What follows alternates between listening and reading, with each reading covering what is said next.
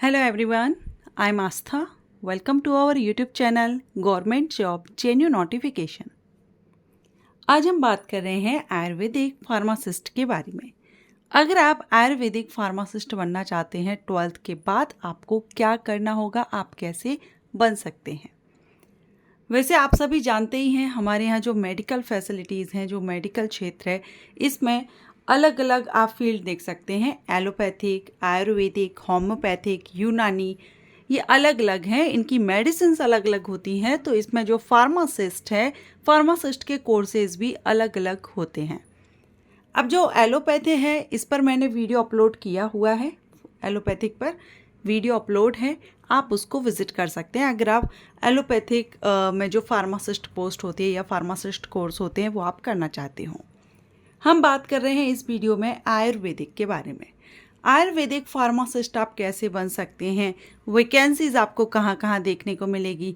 जब वैकेंसीज़ आती हैं तो एज क्राइटेरिया या सैलरी, मेनली आपको जो सैलरी है, सैलरी को लेकर के जो आपके क्वेश्चंस रहते हैं कि फार्मासिस्ट और आयुर्वेदिक फार्मासिस्ट की सैलरी में अंतर रहता है क्या, तो सैलरी आपको कितनी मिलेगी, ये सारी जानकारी हम इस वीडियो में आयुर्वेदिक फार्मासिस्ट के बारे में लेने वाले हैं।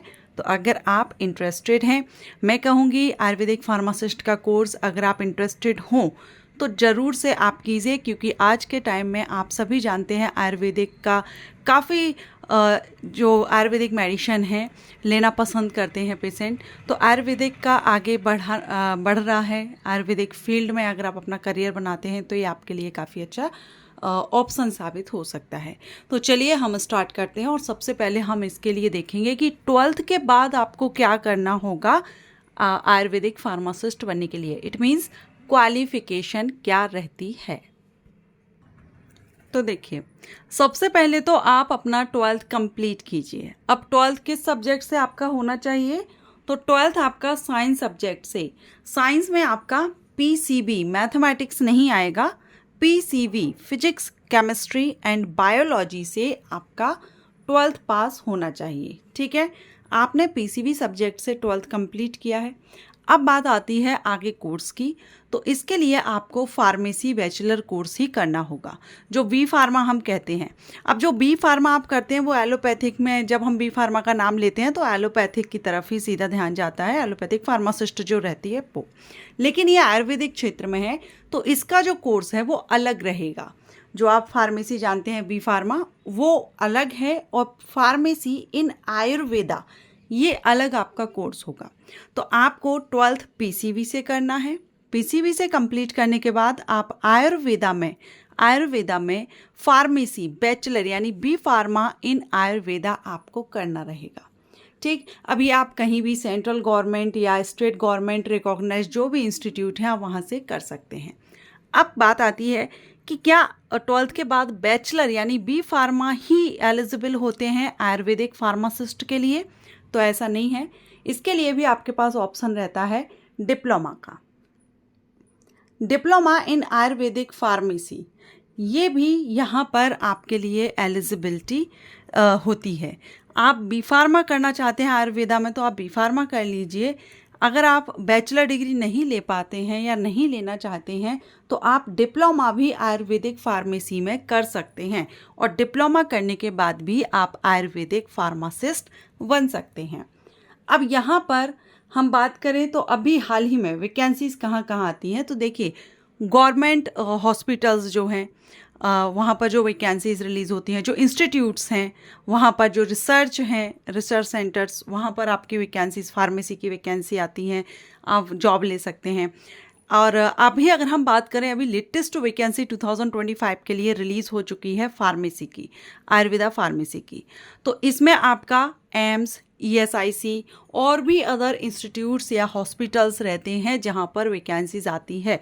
और आयुर्वेदिक में फार्मेसी करने के बाद आप गवर्नमेंट और जो प्राइवेट सेक्टर में भी जो हॉस्पिटल्स हैं वहाँ पर भी आपको अपॉर्चुनिटी मिलती है। तो अभी जो वैकेंसीज आई हुई है उसी के बेस पर हम यहाँ पर इसकी एलिजिबिलिटी कंडीशंस मींस क्वालिफिकेशन तो हमने देखा, एज क्राइटेरिया और सैलरी की हम बात करेंगे। तो देखिए अभी जो वैकेंसी रिलीज़ की गई है ना, ये एम्स की तरफ से नोटिफिकेशन रिलीज़ किया गया है कॉमन रिक्रूटमेंट एग्जामिनेशन में वेरियस पोस्ट वैकेंसीज है, जिसमें से एक पोस्ट फार्मासिस्ट आयुर्वेदिक के लिए भी रखी गई है।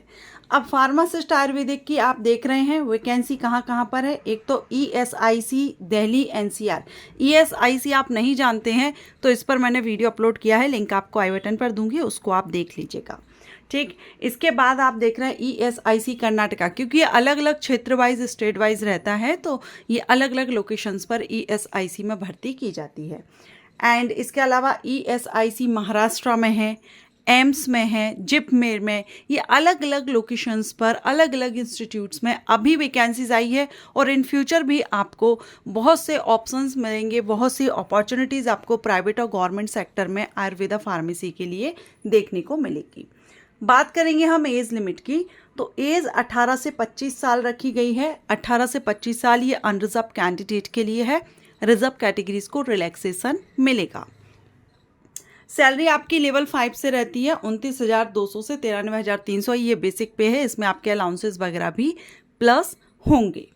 ठीक, अभी हम इसका लेटेस्ट जो नोटिफिकेशन है वो ओपन कर लेते हैं और उसके द्वारा मैं आपको यहाँ पर बताती हूँ। तो देखिए CRE means common recruitment examination, जो कि all India institute of medical science AIIMS की तरफ से ये एग्जामिनेशन हर साल कॉमन रिक्रूटमेंट एग्जामिनेशन कंडक्ट कराया जाता है, जिसमें बहुत से अलग अलग पदों के लिए भर्ती आती है। उसमें से इस साल जो भर्ती आई है उसमें एक तो ESIC में SSO सोशल सिक्योरिटी ऑफिसर की वैकेंसी है, जिस पर मैंने कल वीडियो अपलोड किया था। बहुत ही अच्छी अपॉर्चुनिटी है, आपने विजिट नहीं किया है तो कर लीजिएगा, आपको आई बटन पर लिंक मिल जाएगा। और अब आज हम कवर कर रहे हैं आयुर्वेदा फार्मासिस्ट। इसके अलावा बहुत से अलग अलग पदों पर भर्ती आई हुई है।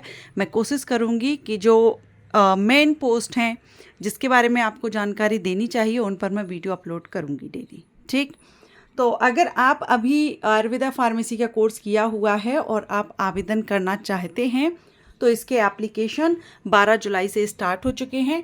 31 जुलाई अप्लाई करने की लास्ट डेट है। 31 जुलाई तक आप इसमें आवेदन कर सकते हैं। एंड इसमें date of status of application form for acceptance to appear in examination ये 7 अगस्त 2025 है। और आपका जो CBT एग्ज़ाम है ये 25 अगस्त से 26 अगस्त तक मीन्स 25 और 26 अगस्त को आपका ये एग्ज़ाम कंडक्ट किया जा सकता है।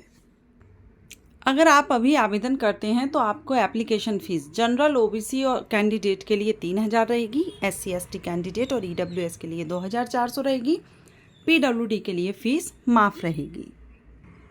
अब इसमें आपका जो CBT होगा 90 मिनट का होगा। 100 MCQ टाइप्स क्वेश्चन किए जाएंगे जो 400 नंबर के होंगे। हर एक प्रश्न 4 नंबर का होगा। 20 प्रश्न तो आपके general aptitude, general knowledge, computer से रहेंगे। बाकी जो 80 MCQ टाइप्स क्वेश्चन है वो आपके सब्जेक्ट से रहेंगे। जैसे आप फार्मेसी, आयुर्वेदा फार्मेसी का है तो 80 प्रश्न आपके इसी सब्जेक्ट से पूछे जाएंगे। आयुर्वेदिक फार्मासिस्ट अगर आप अभी एलिजिबिलिटी रखते हैं, आपने कोर्स किया हुआ है और एक्सपीरियंस अगर आपके पास है, क्योंकि यहाँ पर एक्सपीरियंस मांगा गया है, लेकिन ज़रूरी नहीं है कि जब भी वैकेंसीज आए तब एक्सपीरियंस मांगा जाए। फ्रेशर कैंडिडेट के लिए भी वैकेंसीज रिलीज़ होती हैं, लेकिन अभी ये जो एम्स की तरफ से CRE वैकेंसी आई हुई है उसमें एक्सपीरियंस मांगा गया है 2 साल का। ओके, तो इसमें आपका आयुर्वेदिक फार्मासिस्ट बनने के लिए आपको क्या करना होगा, 12th के सब्जेक्ट से करना होगा। कोर्सेज में डिप्लोमा और बैचलर में से कोई कर सकते हैं या बैचलर कंपलसरी है। सैलरी कितनी है, ये जो मेन पॉइंट थे वो मैंने आपके क्लियर कर दिया और लेटेस्ट वैकेंसी अपडेट भी आपको इस वीडियो में दिया है। आशा करती हूँ आपको ये वीडियो अच्छा लगा हो तो वीडियो को लाइक एंड शेयर जरूर करें। Thank you.